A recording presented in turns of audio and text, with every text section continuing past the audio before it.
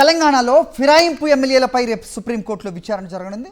Party మారిన ఎమ్మెల్యేలపై అనర్హత వేటు వేయాలని సుప్రీంను ఆశ్రయించారు బీఆర్ఎస్ నేతలు. ఎమ్మెల్యేలు కేటీఆర్ అలాగే వివేకానంద, పాడి కౌశిక్ రెడ్డి సుప్రీంలో పిటిషన్ దాఖలు చేశారు. 10 మంది ఎమ్మెల్యేలు అఫిడవిట్ దాఖలు చేయాలని గత విచారణలో సుప్రీంకోర్టు ఆదేశించింది. దీంతో ఫిరాయింపు ఎమ్మెల్యేలు అఫిడవిట్లు దాఖలు చేస్తున్నారు. పటాన్చెరు ఎమ్మెల్యే గూడెం మైపాల్ రెడ్డి, గద్వాల ఎమ్మెల్యే బండ్ల కృష్ణమోహన్ రెడ్డి ఇప్పటికే అఫిడవిట్ దాఖలు చేశారు. వారిరువురి అఫిడవిట్లు సాక్షి చేతిలో ఉన్నాయి. ఈ అంశానికి సంబంధించి మరిన్ని అప్డేట్స్ మా కరెస్పాండెంట్ వెంకటేష్ ఢిల్లీ నుంచి అందిస్తారు. వెంకటేష్, చెప్పండి, ఫిరాయింపుల ఈ ఎమ్మెల్యేల అంశం మరోసారి ముందుకొచ్చింది. సో ఏంటి మీ దగ్గర ఇన్పుట్స్? బీఆర్ఎస్ నుంచి కాంగ్రెస్ పార్టీలోకి 10 మంది ఎమ్మెల్యేలు ఫిరాయించారు. సో దీనికి సంబంధించినటువంటి కేసు రేపు సుప్రీంకోర్టులో విచారణ జరగబోతుంది. దీనికి సంబంధించిన కేసు దాదాపు 3 నెలల నుంచి నడుస్తుంది. రేపు ఇది క్లైమాక్స్ కు చేరుకునేటువంటి అవకాశం మనకు కనబడుతుంది. దీనిపైన ఇప్పటికే ఎవరైతే ఫిరాయించిన ఎమ్మెల్యేలు ఉన్నారో వారందరికీ జవాబు చెప్పాలని సుప్రీంకోర్టు ఆదేశాలు ఇచ్చింది. కేవలం 2 మాత్రమే ఇప్పటివరకు జవాబు ఇచ్చారు. పటాన్చెరు ఎమ్మెల్యే గూడెం మైపాల్ రెడ్డి అలాగే ఎమ్మెల్యే బండ్ల కృష్ణమోహన్ రెడ్డి వీరిద్దరు మాత్రమే అఫిడవిట్ ఇచ్చారు. సో ఈ 2 అఫిడవిట్లు ప్రస్తుతం సాక్షి చేతిలో ఉన్నాయి. ఈ అఫిడవిట్లలో ఉన్నటువంటి సమాచారం కనుక చూస్తే క్లియర్ గా తాము బీఆర్ఎస్ పార్టీని వీడలేదని వారిద్దరూ అందులో స్పష్టం చేశారు. తాము బీఆర్ఎస్ సభ్యులుగానే కొనసాగుతున్నాం, ఏ రోజు కూడా కాంగ్రెస్ పార్టీ సభ్యత్వం తీసుకోలేదు, అందులో చేరలేదు. ఈ మీడియాలో వస్తున్నటువంటి కథనాలని కూడా అందులో ఎలాంటి నిజం లేదనేటువంటి విషయాన్ని ప్రధానంగా ఎమ్మెల్యేలందరూ కూడా ఆ విషయాన్ని ఖండిస్తూ అఫిడవిట్ దాఖలు చేశారు. అలాగే తాను బీఆర్ఎస్ లోనే ఉన్నట్టు రుజువు చేసుకునేందుకు కొన్ని రుజువులను కూడా బండ్ల కృష్ణమోహన్ రెడ్డి అఫిడవిట్ లో జతపరిచారు.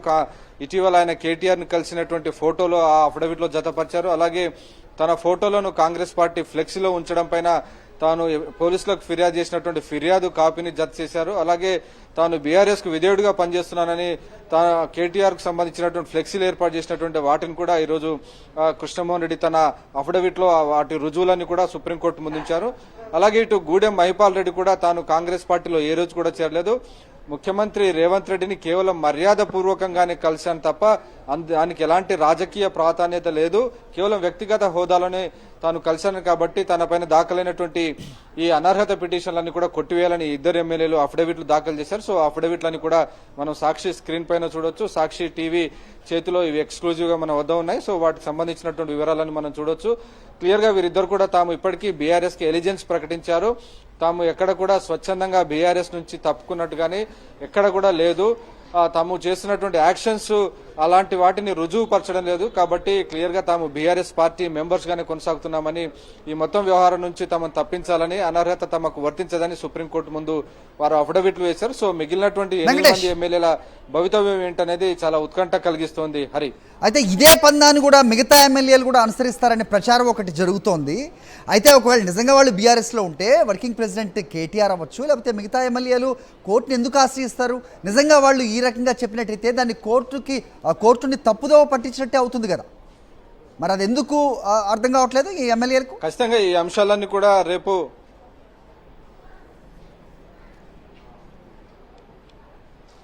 ఈ అంశాలన్నీ కూడా ఖచ్చితంగా చర్చకు వచ్చేటువంటి అవకాశం ఉంది. రేపు వాదోపవాదాలు జరిగే అవకాశం ఉంది. అలాగే ఈ కేసులో స్పీకర్ ఇప్పటివరకు కూడా తమ రిప్లై దాఖలు చేయలేదు. నిజానికి గత విచారణ సందర్భంగా సుప్రీంకోర్టు చాలా ఘాటైనటువంటి వ్యాఖ్యలు చేసింది. ప్రస్తుతం స్పీకర్ వ్యవహరిస్తున్న తీరు ఆపరేషన్ సక్సెస్, పేషెంట్ డెడ్ అన్న తీరులో ఉందని సుప్రీంకోర్టు చాలా ఘాటైన వ్యాఖ్యలు స్పీకర్ ను ఉద్దేశించి వ్యాఖ్యానించింది.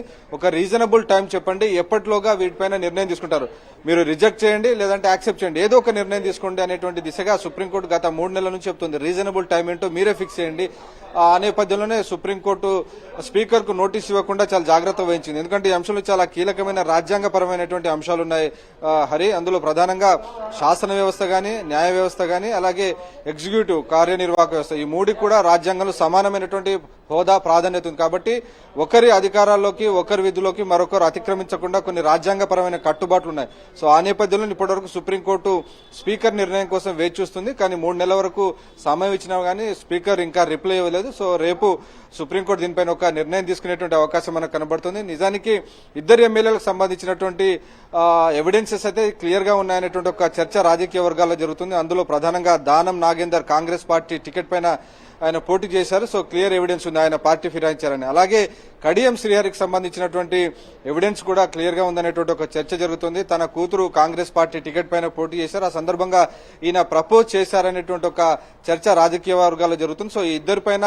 మాత్రం చాలా క్లియర్ గా అనర్హతకు సంబంధించినటువంటి ఫిర్యాదులు చాలా యాక్టివ్ గా ఉండేటువంటి అవకాశం ఉంది. సో దానిపైన వారిపైన అనర్హత వేటు పడేటువంటి అవకాశం ఉందనేటువంటి ఒక చర్చ మాత్రం రాజకీయ వర్గాల్లో జరుగుతోంది. హరి, రైట్. ఇక భవిష్యత్ కార్యాచరణ ఏమై ఉండబోతుంది? నిజంగా మిగతా ఎమ్మెల్యేలు కూడా ఇదే పందు అనుసరించి ఇదే రకంగా అఫిడవిట్ ఇచ్చినట్టయితే గనక లిఖితపూర్వకంగా అఫిడవిట్ ఇస్తారు కాబట్టి దాన్ని కన్సిడర్ చేస్తుందా కోర్టు, లేదంటే వాళ్ళు ఫిజికల్గా వేరే పార్టీకి వెళ్ళారు కాబట్టి బీఆర్ఎస్ వాళ్ళని ఏ రకంగా చూడాల్సిన అవసరం ఉంటుంది?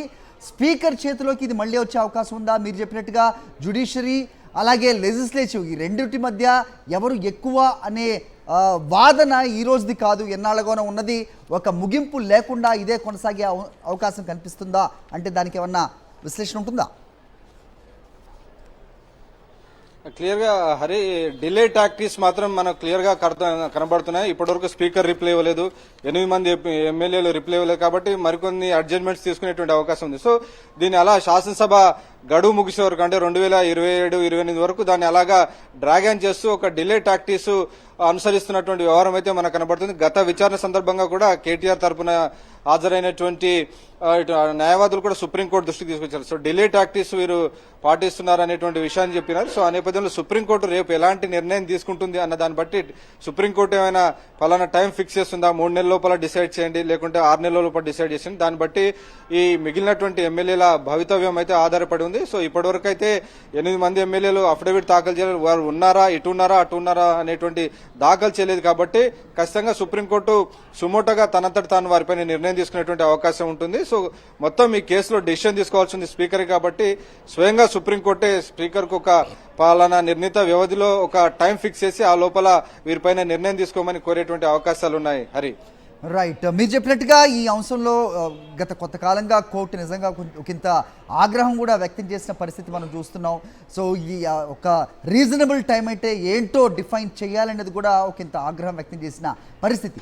వీటన్నిటిని బేరీజ్ వేసుకుంటే కనుక మీరు చెప్పినట్టుగా సుమోటోగా సుప్రీంకోర్టే స్పీకర్కి ఆదేశాలు ఇచ్చే అవకాశం ఉంటుందా?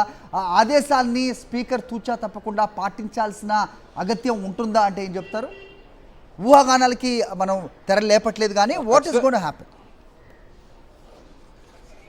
ఖచ్చితంగా ఒకవేళ స్పీకర్ కనుక దీనిపై నిర్ణయం తీసుకోకుంటే సుప్రీంకోర్టు దానికి డైరెక్షన్ ఇచ్చేటువంటి అవకాశం ఉంది. గతంలో కొన్ని సుప్రీంకోర్టు తీర్పులు కూడా ఉన్నాయి.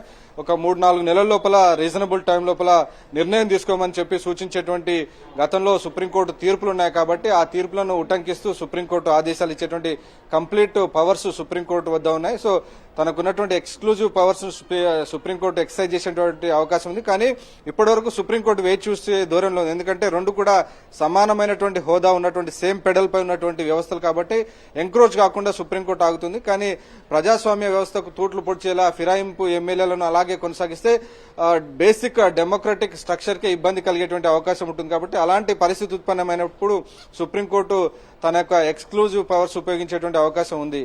హరి, రైట్. వెంకటేష్.